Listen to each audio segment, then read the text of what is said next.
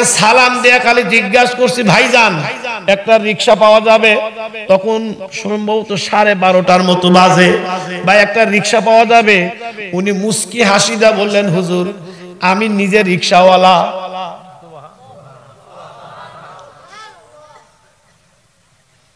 আশ্চর্য, কয় কি রিকশাওয়ালা এত সুন্দর হইতে পারে?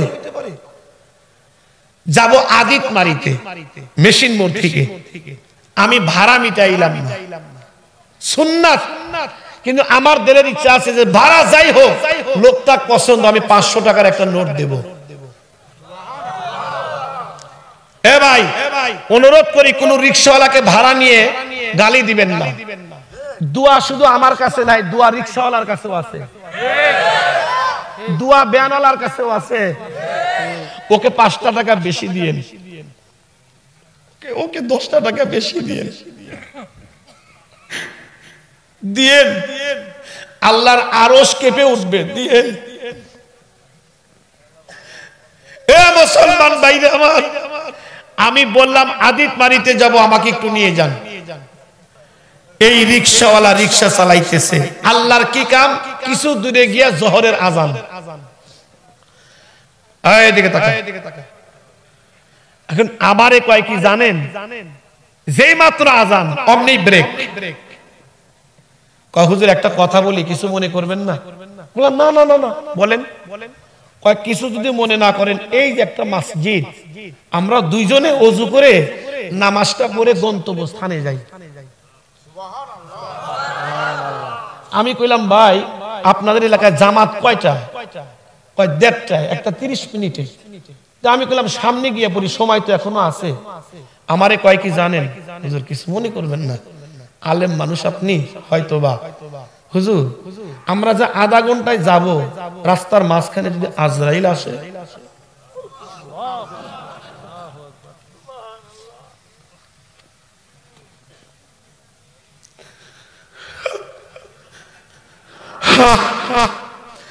তখন আমার নিজেকে এত লজ্জা মনে হইল, আমি নিজেকে ধিক্কার দিলাম। ও মাওলানা সাইফি, কিসের আলেম তুই? তুই তো একদম রিকশাওয়ালার কাছে জিরো। রিকশাওয়ালার নামাজের মোহাব্বত, আর তুমি আধা ঘন্টা সময় নিতে চাও। আমি কইলাম আসলেই তো ভাই ঠিক, যদি আজরাইল আসে তো আমি বললাম একটা লোক অপেক্ষা করতেছি, একটু চলো ভাই। তো বাস আমার কথা অনুযায়ী উনি রিকশা চালালেন। কাঁধে একটা গামছা ছিল, এই গামছাটা এমনি করে নিয়ে নিয়ে মাঝে মধ্যে 2টা চোখ মুছে। আমি বুঝি না কেন, ঘামলে তো পুরাটা মুখটাই মুছার কথা, উনি 2টা চোখ মুছে। আমি একটু উকি দিয়ে দেখি, কানতে কানতে 2টা চোখ লাল বানাইছে। কইলাম দাঁড়াও ভাই, কাঁদো কেন? হুজুর গরিব হইতে পারি, আল্লাহর ঘরে আজান হলে দেল আর টেকে না, আল্লাহর ঘরে না যাওয়া পর্যন্ত। চিন্তা করলাম আল্লাহর আশেকরে কষ্ট দিচ্ছি আমি, দেখলাম তাড়াতাড়ি চলো আমরা জামাত করি। ওযু করে জামাতে নামাজ পড়ে আমারে কয় হুজুর কিছু মনে না করলে 1 কাপ চা খাওয়াবো। আমি চিন্তা করলাম একটা জুতার বাড়ি খাইলাম, না জানি আমাকে আবার কোন বাড়ি দিবে, কিন্তু ওর কাছে আমি শিখতেছি বাবা আলেম হইলে যে শেখা শেষ তা না, শেখার অনেক কিছু আছে। তে আমাকে চা খাওয়াইতেছেন, কয় হুজুর একটা কথা জিগাই। চিন্তা করলাম আবার কোন ভুল। জি ভাই বলেন। কয় আপনি কি আল্লাহর নবীকে দেখেছেন? আর একটু জোরে কও। একজন রিকশাওয়ালা, তার কাছে নবীর খবর আছে। কিসের মানুষ হইলাম?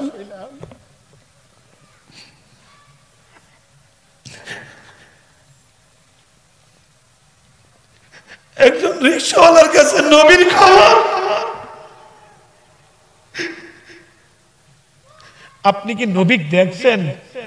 আমি কইলাম যে না, আমি তো বাস্তবে দেখি নাই। হুজুর কেমন দেখা যায়? কেতাবে পড়েন নাই? হ্যাঁ, শামাইলে তিরমিজিতে পড়েছি। হুজুর বলেন তো। আমি একটা অঙ্গের কথা বলতেছিলাম, উনি একটা চিৎকার দিয়ে পড়ে গেলেন। হুজুর বলবেন না, যেভাবে বলছেন হয়তো আল্লাহ আমাকে এইভাবেই দেখাইছে। আরো জোরে। জুতাটা খুলে গেল দূরে, আমি ওনার জুতাটা সংগ্রহ করে নিজের রুমাল দিয়ে ওনার জুতা পরিষ্কার করতেছি।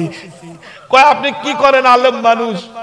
আমি কইলাম না, তুমি রিকশাওয়ালা না, তুমি রিকশাওয়ালা না, তুমি রিকশাওয়ালা না,